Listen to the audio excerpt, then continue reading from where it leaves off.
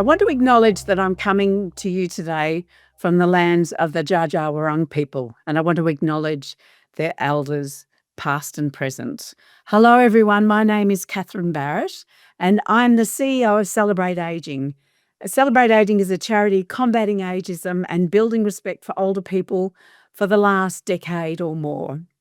We're very excited to be here with you today because over 325 people have registered, and we think everyone has a role to play in change. So we're feeling very hopeful today.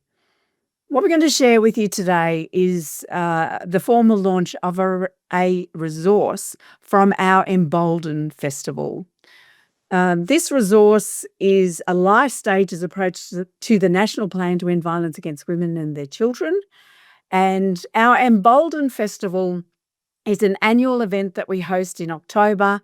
It's about bringing service providers, policymakers, community leaders, and older people together to accelerate the pace of change.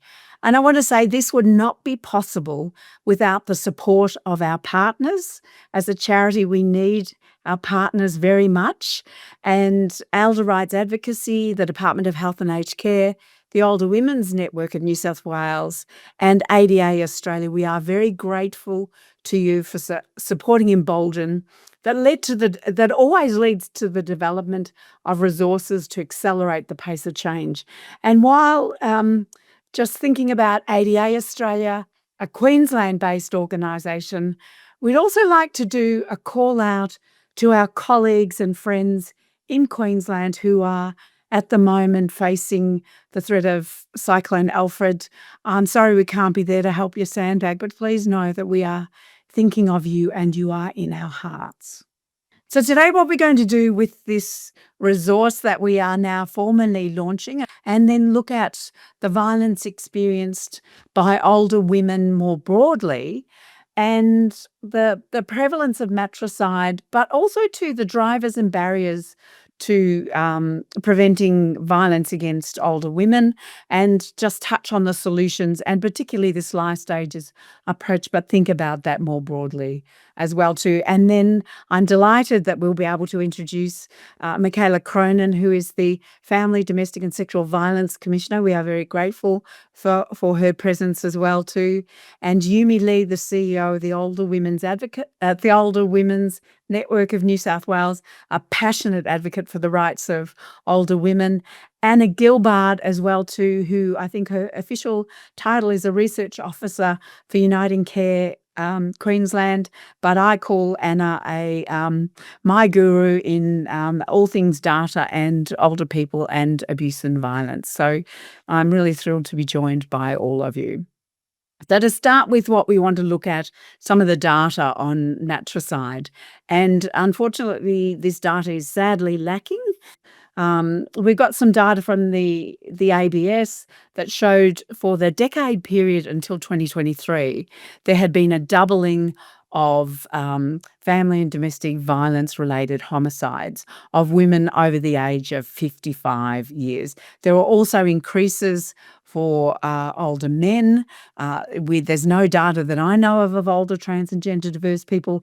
And we're focusing particularly on older women today because of this connection to the Unsilencing and the Embolden event, and also too because we're concerned about the broader inequalities that sit in the context around this data. Probably the most comprehensive data we have comes from an organisation called Femicide Watch, and they collect data for a project called Counting Dead Women. We are very grateful for the work they do, and for the 2024 period, women over the age of 60 years, they have counted stories published in the media, so the numbers are quite lower than the ABS data, you will have noticed, but they counted 9 older women allegedly killed by their sons. So we know we have a really significant issue, and 10 women, older women killed by others. I also want to do a shout out for Kate Lyons, who is a journalist with the Guardian newspaper. A month or so ago, Kate did an investigation into the data on older women and matricide, and I want to commend her or recognize this journal article for a couple of reasons. One of them is that Kate pointed out a really important point here is that when we talk about gender-based violence for younger women, often we're talking about intimate partners. For older women, unfortunately, the pool of perpetrators of violence broadens to sons and grandsons and others as well too, which is a very disturbing fact. I want to just reflect on this for a moment. I think something that really stands out for me about this is that it is a journalist who has thrown the spotlight on this issue. And well done, Kate, for the work that you have done. But we should not be reliant on journalists to throw a spotlight on this issue. We should not be reliant on journalists to try and find the data patterns so we can work out how we can prevent this appalling crime. So what we want to do now is share with you some of the historical and contemporary inequalities experienced by older women, and also ageism, because that is a very solid driver of this violence. And so this slide shares with you some reflections on the historical inequalities. And I think we're much better at knowing the history or thinking about our history than we are at thinking about the experience of the older women who have lived this. We need to understand how these historical experiences have shaped the way older women are in relationships and their sense of responsibility for making relationships work at whatever cost. And we know that older women historically have had less rights, that without a husband's permission, an older woman could not get a bank loan or a bank card, couldn't get tubal ligation or a passport. And at that period of time where there was no child support, how difficult was it for an older woman to leave a relationship that was abusive? I think we need to understand that as a historical experience for older women that has a contemporary legacy. And the other one on that slide as well too is marital rape immunity. That it wasn't until the 1990s that the last states in Australia removed marital rape immunity laws. And so I ask you all to think about what are the legacies of that on older women. A woman who is now in her 80s will have lived most of her married life with marital rape immunity. What influence does that have on her understanding of how relationships work? And that legislation was changed without education for older women about their rights and without education for older men on behaviour change. So these historical experiences have to be understood as context for what older women are experiencing and their response to being in abusive and violent relationships. A really important context.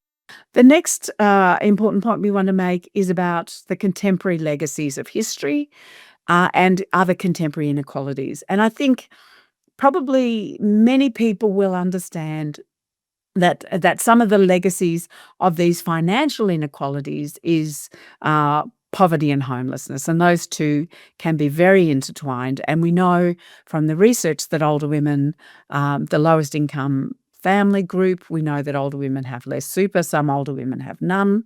We know that 35% of single older women live in poverty, and 79% of single older women who live in private rental live in poverty as well too. So there is an issue with older women and poverty, and that's a really important fact when we look at cultural representations of older women. But that affects homelessness as well too. And we know that recently there was data showing that there has been a 40% increase in a decade in older women's homelessness. But what we don't focus on so much is the silencing of older women. And I don't mean the silence, I don't mean the underreporting by older women, I mean the silencing. And that's pretty much the focus, I think, of this resource and this presentation today is the ways in which we silence older women, or we interpret their silence as of low rates of reporting of domestic or family violence or sexual assault means that the rare reporting means that it's rarely experienced. That is not the case. We can't say that is the case. The fact that we have not created safe spaces for older women to talk about their experiences doesn't mean that they're not experiencing abuse and violence. It means that we need to do better. And just a little anecdote that I want to share with you, a radio interview I did with Sally Coburn a number of years ago, and an older woman rang in. We were talking about abuse and violence. An older woman rang in and said, I was experiencing family violence and I didn't know it was family violence. And I want everyone to know that, I want older women to know that there are family violence services out there and they can transform your life. They transformed my life because I didn't know I was experiencing family violence and I didn't know people could help me. And Sally said to her, and how long were you experiencing that for before you knew that it was family violence? And the woman said 47 years. I think that underpins this issue of silencing, that we're not giving older women information about the services and support that's out there to help them, and we are interpreting their silence as this is not an issue that needs to be addressed. And I think that is ageist and a gross misunderstanding of what actually is occurring. And I want to highlight that slide, this stock image. If you type in family violence or domestic violence or sexual assault, you'll invariably come up with issues of young people. And we do not want to deflect attention from younger people or discredit what they're experiencing in any way, shape or form. But we want to say that while we are just promoting services or policy that is just focusing on younger women, and while we are not explicitly including older women are not understanding that these are services and policies that affect them. And I think we need to do better. I think the final driver, and this I think is probably the biggest driver, and that is ageism. And the ageism that older women experience is deeply entangled with sexism and misogyny. It is not the same. The ageism older women experience is not the same as the ageism older men experience, and we know almost nothing about the ageism that trans and gender diverse people experience. Ageism is an issue that is growing in recognition, but I still do not think we fully understand the scope and depth and harm that ageism does. And the data from the US is estimating that in terms of healthcare costs, $1 in every 7 can be attributed to the cost of ageism, and that the health and wellbeing implications are so significant that interventions in a longitudinal study, an intervention has shown that that they can, by protecting older people, protecting themselves against ageism, they can increase their life expectancy by 7.5 years. In terms of ageism in the workplace, an estimated cost of $870 billion a year. And the World Health Organization has said that about 50% of the population is ageist. I don't think the figure's that low. I've yet to meet a person who's not ageist, including myself, and this is something that I deal with every day. So this is an issue that we have to deal with. I wrote an article with Professor Kate Burridge. You can see it up there on the screen, Cauldrons and Cardigans.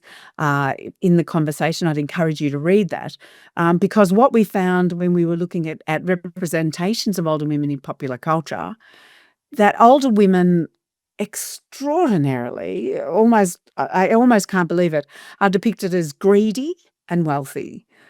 Two things I think that largely older women are not. We know from the research that they're not wealthy, but this pitching of older women as greedy, when in reality we know that the contributions of older women are legion. So I don't think that we will address this. We will not promote gender equality or prevent this issue of gender-based violence for older women until we have addressed this issue of violence against older women. And this cartoon character up there on the left is Granny Goodness. And Granny Goodness is a digital game that's been downloaded millions of times. And she is, like most older women In video games, she's an evil matriarch that runs an orphanage that entices people in and kills them. So how does this relate to gender-based violence and older women and matricide? Well, I ask you, who is watching these games? They are really popular games. There's another game called Granny. The imagery is so offensive, I couldn't bear to share it with you on screen.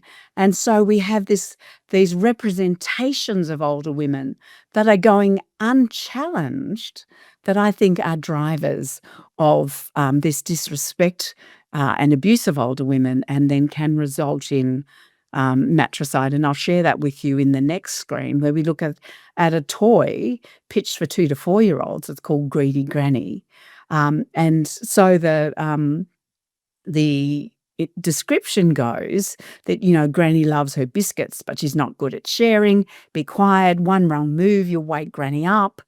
And so this pitching to 2 and 4-year-olds that, that Granny's ugly and she's greedy and she's got all this wealth and you should take it off her and not wake her up. What kind of a message does that send to young people about the role older women play in our society? And this is particularly disturbing when you look at one of the motivators around matricide by sons, which is financial gain. And the story of Andre Rebello, I think 2 years back, he has been convicted of the murder of his mother. He apparently had quite a good relationship with her, according to the press.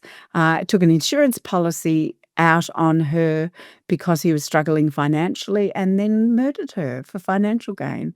And so I see a connection between the way older women are represented and valued in our society and the abuse and mistreatment and matricide of older women. And that's why I say I don't think we will address matricide or gender inequalities or violence and abuse of older women until we recognise that we have a problem with ageism in our society. But the problem is not just with popular culture. We think we have an issue in terms of service provision and policies as well too. And this is figure 2 from the LifeStages document, where we have suggested that as women age, so too ageism increases. Increasing age, increasing ageism. And we think alongside of that, there is increasing gender inequalities. That gender inequalities increase as we age because older women become invisible and they become silenced. And we'll show you what we mean in relation to some national policy in a moment. But I think just an invitation for you just to stop for a minute and look at that slide. As I do when I look at that slide, I think about the older feminists, the older women who fought for the gender inequality, the gender rights that we have today, who fought all their lives for gender equality for women, only to get to old age and find out they're not included because they're older women. It's not okay. We can do better and we need to. Change is here, change is happening. And what we want to do with this LifeStages document is we want to shape the change and we want to push people to a point of full citizenship for older women. We've got the National Plan for Preventing Violence Against Women and Their Children, which was launched in 2022. For the first time, explicitly refers to older women and in fact has a LifeStages approach. You see that central image. That LifeStages approach is a really welcome contribution, as is the rapid review, which identified older women as a priority group.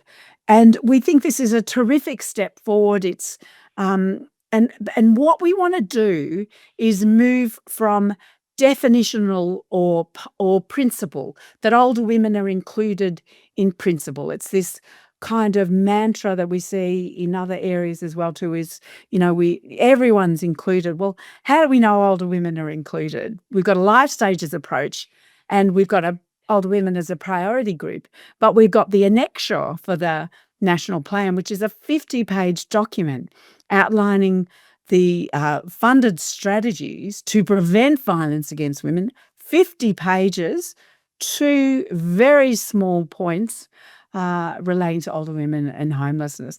That's not going to create change. That's not enough to create change. So what we want to say is principle and explicit inclusion, a life stages approach, incredibly important, not enough. We need to be, older women need to be included in practice, in action. And that's the change that we want to see. And that is the reason that we developed the Life Stages document. There is an opportunity here to create change. Let's look at what a Life Stages document means. And then on the next slide, I think we need to pause for a moment and reflect on elder abuse. We've just completed the period for the first national plan to respond to elder abuse. And in that plan, there was no gender lens or analysis. In the current public consultation draft, there is recognition that that gender of the gendered experience of aging and the gender influences the context of elder abuse, the types of elder abuse experienced, the ways people interpret elder abuse, the services they want to access. And we think that is a welcome change, but we don't yet have gender included in the principles of the plan, in the focused areas or the priority action. And that needs to change. We need, not only do we need a gender analysis, but we need older women or gender analysis included at all of those levels, because again, this sort of ageist response that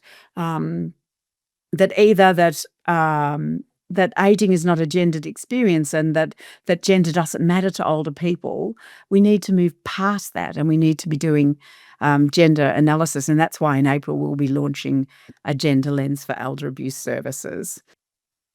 So I think I say here it's time for respect and equality, but it's so way past time for, we're really long overdue. But what we wanted to do was share with you this project, which is called the Biscuit Tin. It's a collaboration with the Older Women's Network of New South Wales, and we believe it's the only primary prevention project focused on older women in this country. It's an unfunded project, and so we look for partners to help us with this project. And what we do is we bring older women in for workshops where we look at representations of older women in popular culture. We ask older women about their contributions and achievements, and we also ask them how respect is shown for them in their families, communities, in their services and in their workplaces. And what older women have told us with this project is they want their roles as carers and nurturers to be valued alongside their contributions as academics and activists and advocates and CEOs and presidents.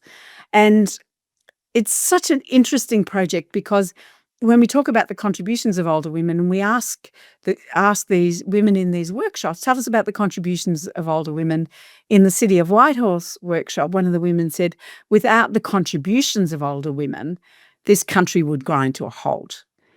And after talking to older women, I believe her. You know, older women, so many older women spend their whole lives dedicated to changing the world, often in unpaid capacities. And we're not arguing for an end to the violence against older women because they are of value. Older women deserve to be respected and full citizenship without that. But we want to highlight this to really show that this is really quite at odds with the depictions of older women in popular culture as greedy and wealthy. And we've got to see this to call it out. Unless we see it, we can't be free of it. And I think the final slide is a call to action. Our call to action is the Life Stages document. We've got that. If you've registered for this event, we'll send you a copy of it, as well as this video. Share it with your colleagues. And what we're asking for is for you to read that. This is an evidence base on the experiences and needs of older women. And we want you to hear the voices of older women and not just think about imposing domestic, family and sexual violence frameworks on older women. We want you to listen because older women's voices haven't been heard, and there's something really quite different happening for older women that needs to be understood. The Life Stages document is something that everybody can read and take a role in sharing. The next call to action is we invite you to share and support our gender lens for elder abuse prevention. We will be having a live launch with Elder Rights Australia on the 8th of April, and then with Commissioner Robert Fitzgerald online on the 9th of April. And we've really got to take a gendered lens to the work we're doing on elder abuse, or it won't be we won't be able to prevent that as well too. And then finally, the biscuit tin. We are a charity, as is the Older Women's Network of New South Wales. We've, put this project up with blood, sweat and tears. We charge people a small licensing fee that helps us to cover the work we're doing, but we have a facilitators kit and so anyone can pick this up, any service group can pick this up anywhere around the country and really help us to help the community celebrate and recognise older women is incredibly important. But enough from me. It is my great pleasure now to welcome Michaela Cronin, who is the Family, Domestic and Sexual Violence Commissioner. Thank you, Michaela. Thank you, Catherine. It's really a great pleasure to be here to support you in launching this incredible work. I want to acknowledge that I'm joining from the lands of the Wurundjeri people of the Kulin Nation. And I do want to really pay my deep respects, particularly to the older women, at the leadership of Aboriginal and Torres Strait Islander women, but particularly older women. I was at the UnitingCare gathering that Commissioner June Oscar held, I think it's about a year and a half ago now.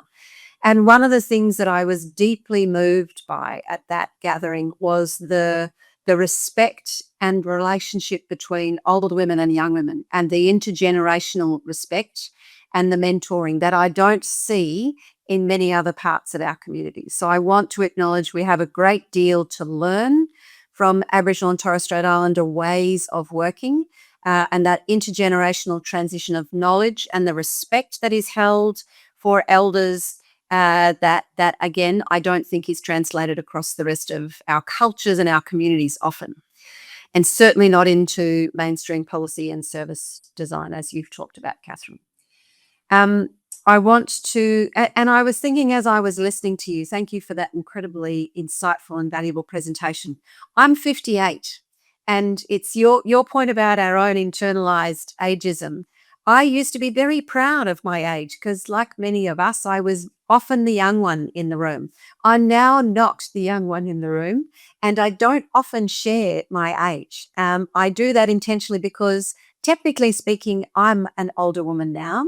And I was talking to someone the other day who talked about their parents retiring at my age, which I was deeply shocked because I don't feel old and I don't have any intention of stopping work, like many, as you've described, Catherine, of the older women in our communities.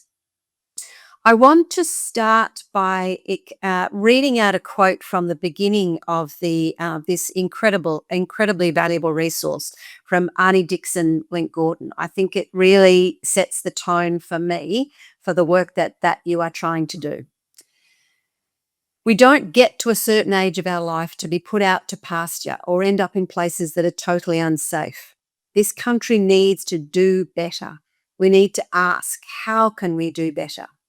We need to bring forth the voices and stories that help us to see how we can do better. We need to give older women the respect that they are due in our society. I think it's a beautiful opening and an absolute call to action, I think, Catherine.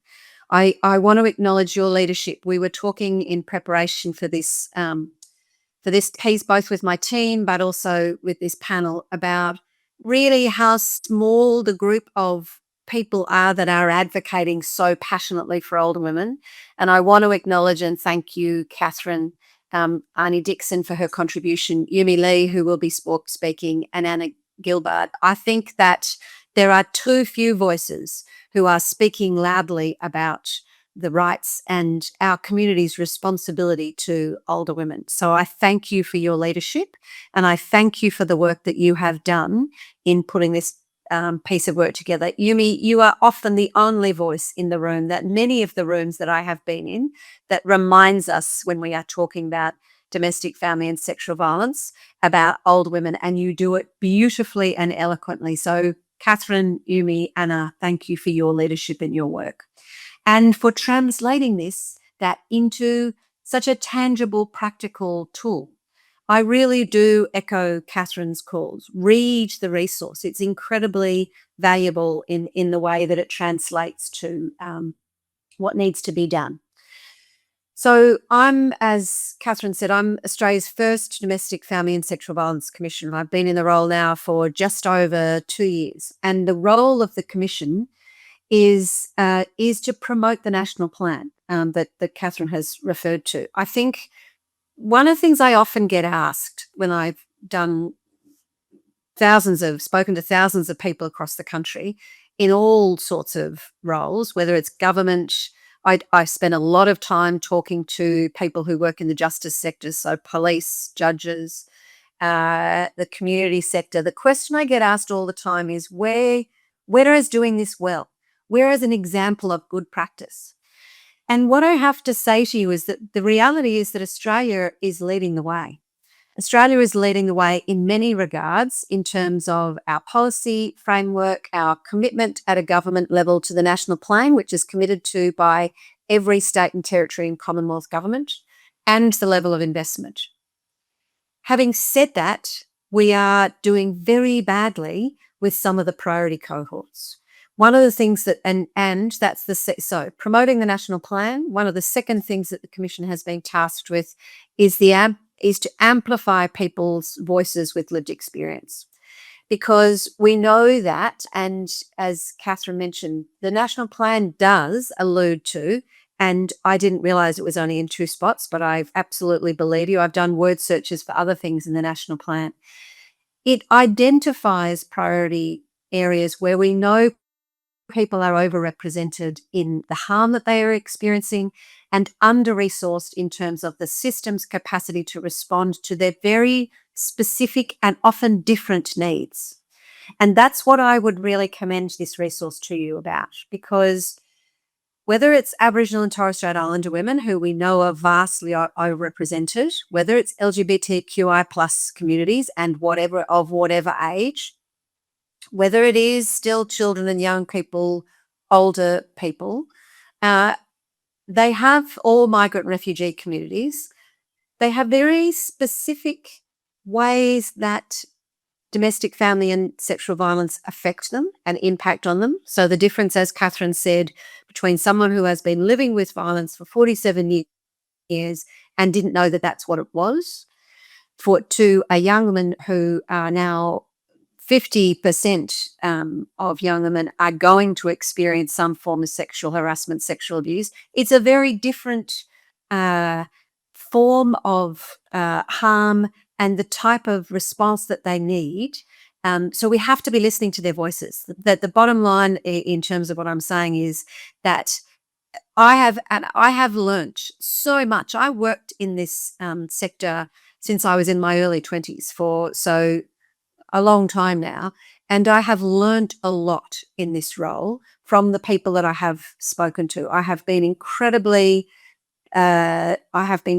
fortunate to have a lot of people share their lived experience with me, and they do that in the hope that their voices will drive change.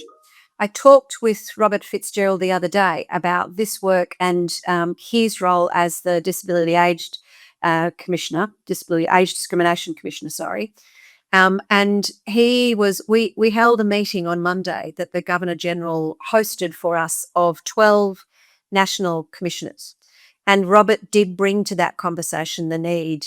He wasn't able to be there on the day, but he signed the joint statement that is on our website. The need to recognise older women and the need to recognise that there are very specific forms of abuse that we also know are increasing. So again, Catherine has talked about that in terms of the data. So homelessness, the face of homelessness has changed. I started off working in a homeless service for young people who had experienced sexual violence. And when I started, we were talking about old men who had alcohol problems. Really, that was the face of homelessness. The face of homelessness has changed dramatically. We know that there has been a dramatic change in technology-facilitated abuse, scams that people are experiencing, and and financial abuse. Financial abuse because it's being facilitated in ways that are different because of technology now. So that we have to be listening and staying ahead of what the forms of abuse are that are being experienced by older women. We need to be listening to them and what the advocates here are talking about in terms of what their rights are to services that will understand what their needs are and be able to respond to them. Because, again, as Catherine outlined when she started talking, most of the services are not services that where older women or often younger women or some of the other priority cohorts will necessarily feel comfortable. All of our service system needs to be thinking about how to redesign their services so they are accessible, they are listening to the voices, they are understanding what the priority issues are, and how women can seek services who aren't necessarily going to be as tech savvy. They aren't going to send emails off to inquiries raising their voices. We have to think about how we can amplify those voices. We are definitely thinking about what are the mechanisms that the Commission needs to put in place that are different for older women. And the last thing I want to say is within that, the incredible diversity of older women. An older woman who is living in a town camp outside Alice Springs will have very different needs from a migrant woman living in a capital city who is on a temporary protection visa. And the financial instability and insecurity. One of the jobs I worked in for a while was working with trauma survivors, with refugees, and I was working with an older woman who was a refugee, and her and I was working with her about the sexual violence she had experienced in her home country. But her vulnerability about whether she was actually going to have housing, whether she was going to be able to stay in the country, about her sons and what their life was going to look like was far more important and pressing for her than her own needs. But what was really fascinating talking to her and her family was she had 3 sons and her husband had come with her was Kosovo. And they were all deeply worried about her and taking care of her needs. They were a very close-knit family, but there were no services really that were able to respond to their very complex needs. So we need to recognise the diversity of experiences is what I would say. And we as the Commission are thinking about how we can support the incredible advocacy of the work that is being done. And I would support Catherine's call to action that those pieces of work that this network are doing are incredibly important for us all to be listening to and going back to our day jobs and thinking about what do we need to do differently. Thank you, Catherine, for this work. Michaela, thank you so much. Your support is heartwarming, and I think Yumi may feel the same way. I do. This sense of relief that for those of us who have advocated for change for such a long time, to have your support and Robert Fitzgerald's support as well too makes the world of difference, because it will help us to engage others. So thank you so much for the work you do. And now over to Yumi Lee, the CEO of the Older Women's Network of New South Wales. Thanks, Yumi. Thank you. Good morning. Before I get into the weeds of what I'm going to say, I'd like to pay my respects to the people of the Darug Nation, pay my respects to elders past and present, and also extend this respect to all First Nations participants in this webinar. So in the short time I have with you, I want to share 2 stories that illustrate why this document, so kindly launched by Commissioner Cronin, is not just important, but urgent. Catherine has outlined the information about matricide. I'll focus on another issue related to violence perpetrated against older women. A few weeks ago, the Older Women's Network was contacted by a really distraught daughter. She did not know what to do about her mother's situation. Her mother is in her 80s and has dementia. She therefore lives in a residential aged care facility. Early last year, a man moved into the same dementia unit. And not long after his arrival, he was seen in the common area with his pants down, his penis exposed, attempting to pull her mother's pants down. Thankfully, staff intervened. The man's medication was adjusted, surveillance increased, and even CCTV was installed in the common area. Unfortunately, soon after that, her mother was found with extensive bruising across her breast, and no one could explain how it happened. More bruising followed to her face, her abdomen, her chest, and her arms. Then once again, the man was found assaulting her. This time, his hands were down her pants for a prolonged period. This too was captured on CCTV. You may ask, why wasn't he removed? Why wasn't he charged? After all, the police were called. Unfortunately, they said they can't do anything because both the victim and the perpetrator have dementia. When the daughter demanded action from the facility's management, she was told that there was nothing they could do. The man had what they called accommodation tenure. And in a cruel twist, she was told that her mother might actually like him because she was seen following him. So we have a situation here where an older woman who can no longer give consent, who can no longer defend herself, is left in harm's way because the system values the perpetrator's housing rights over a woman's right to safety. So friends told the daughter, if you really want to save your mother, just remove her from the facility. But what guarantee is there that another predator won't be in the next care home? We know from the Royal Commission that 40 to 50 sexual assaults occur in aged care facilities every week. That's every week of every month of every year. And we know this because of the reporting requirements forced upon providers. And these are just the reported cases. How many more remain hidden? So if we are truly serious about preventing the sexual assault of older women, this situation would rarely happen. Residential aged care facilities would be places where older women are safe and not sites of silent suffering as they are now. Staff would be trained to recognize that when you have cognitive impairment, it just completely eliminates the ability to give consent. Police would hold aged care providers accountable for failing to protect residents. Policies and procedures would not just exist, they would be followed, enforced, and upheld as a fundamental duty of care. This is not just a crisis behind the closed doors of nursing homes.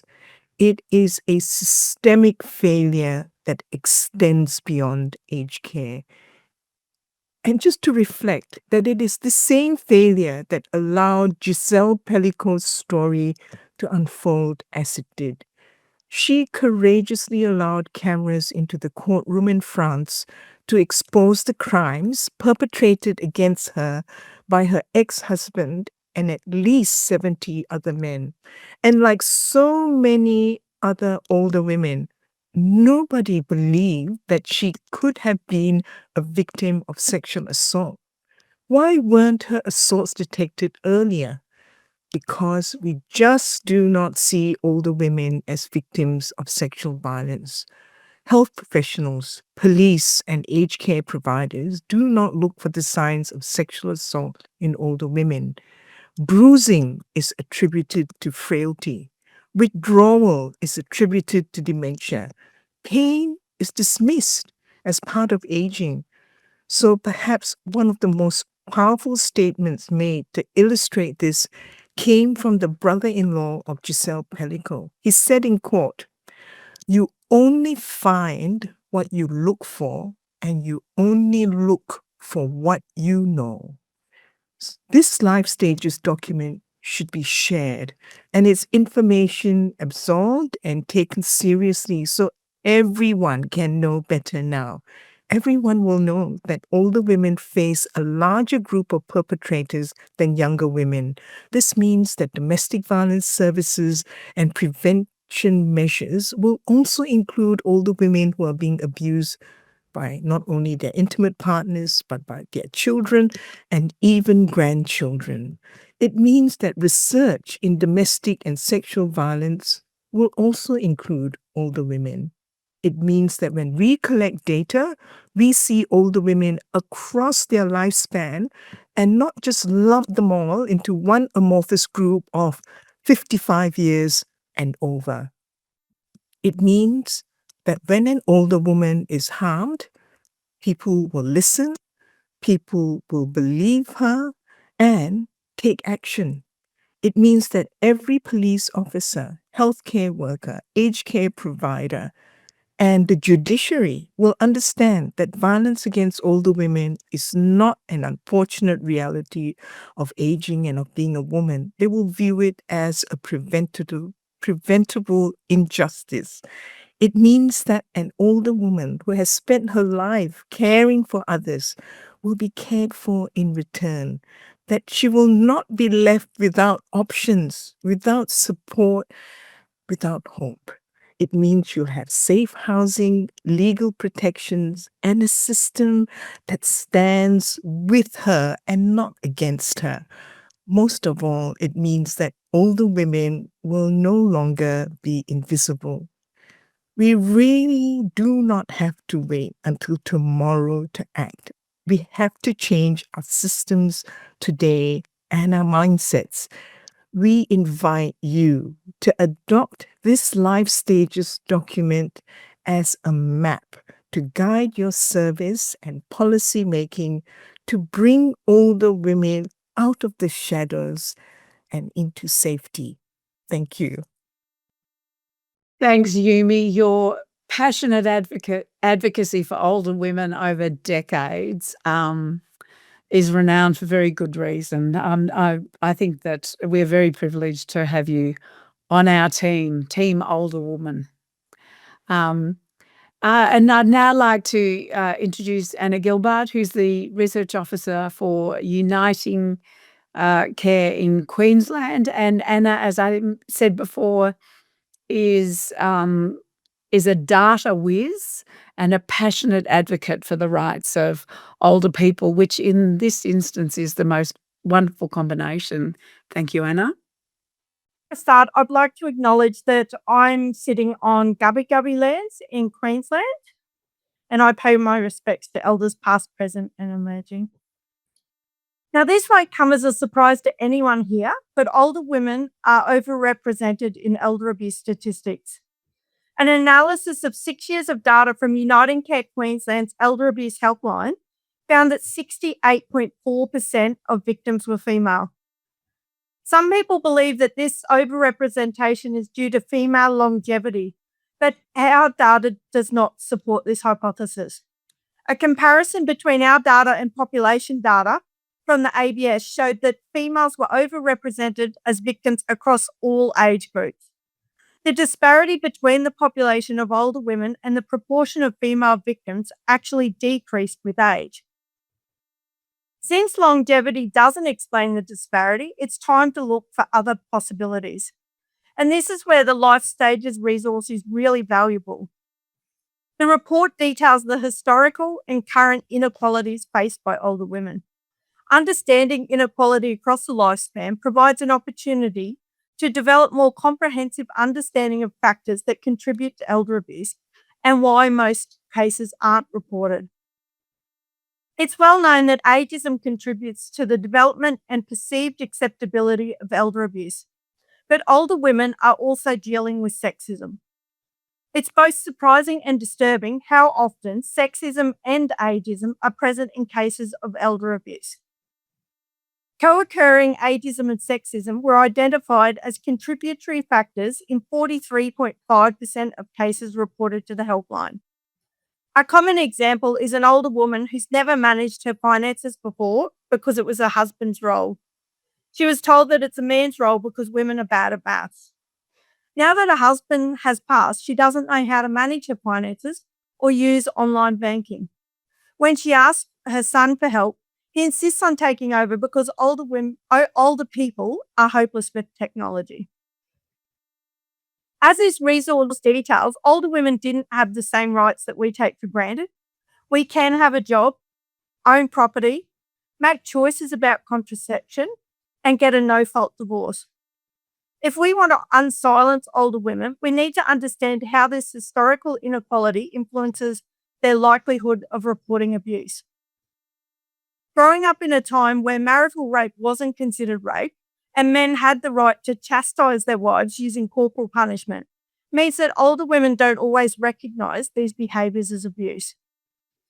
And intimate partner violence is not the only form of domestic and family violence that older women are dealing with.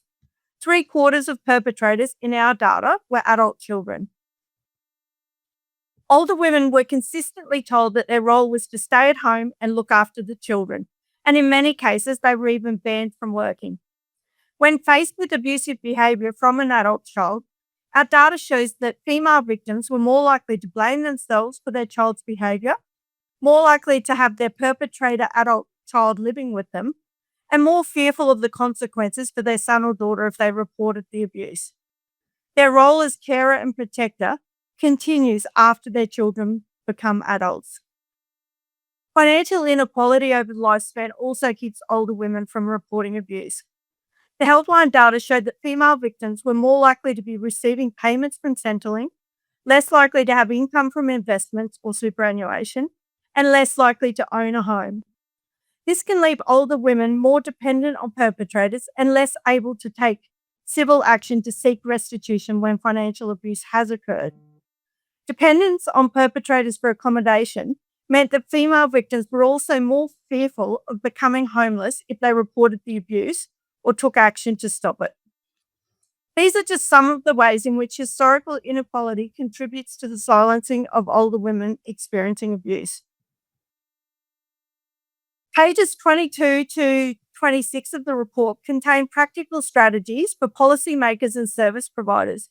The strategies are focused across 4 areas: prevention, early intervention, response, and recovery and healing. Don't worry, I'm not going to spoil it for you. You'll have to read the report to find out the strategies. I'm hopeful that the information and strategies will not only be of interest, but will assist us to better respond to the needs of older women experiencing abuse. I'd also like to take the opportunity to let you know that I'll be presenting a comparative gender analysis at a webinar hosted by Elder Abuse Action Australia on the 13th of March. Now I'll hand you back over to Catherine. Thanks, Anna. We love that you bring a gender lens to data analysis, and I think in doing so you help to raise the benchmark or lift the standard in terms of reporting on abuse and violence of older women, and we love that. Thank you so much for the work you do.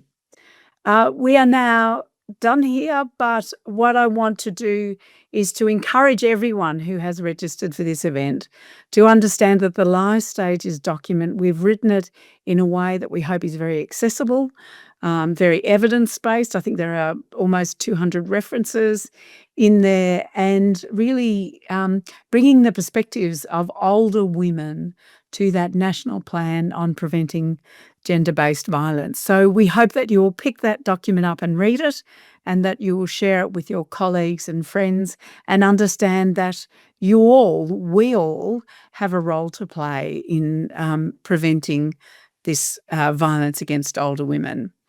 What we will do as soon as this recording is ready, we will send you all a copy of the recording that you can share. We'll send you a copy of the LifeStages document, some of the amazing work that Yumi is doing in New South Wales for the Hear Our Voices project with older women.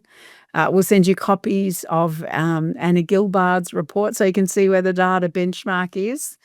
And also Bryony Kennedy is with us today, a researcher from Monash University who's done some incredibly important work in this space as well. So we'll send you all of those resources, and Anna's found a couple of other terrific resources from the US as well. So we will send those to you, and a link, of course, to Anna, to the event that you're speaking at, a link to the launch of the Gender Lens, and anything else that we have as well that might be helpful. But I think what I'd like to do before we finish is just thank you all for being here. It's very encouraging for us to feel that there is growing interest with over 300 people participating, and that this resource will result in further change, which is exactly what we want and need it to do. And before we finish, sending lots of positive vibes to our colleagues in Queensland. Stay safe. Thank you.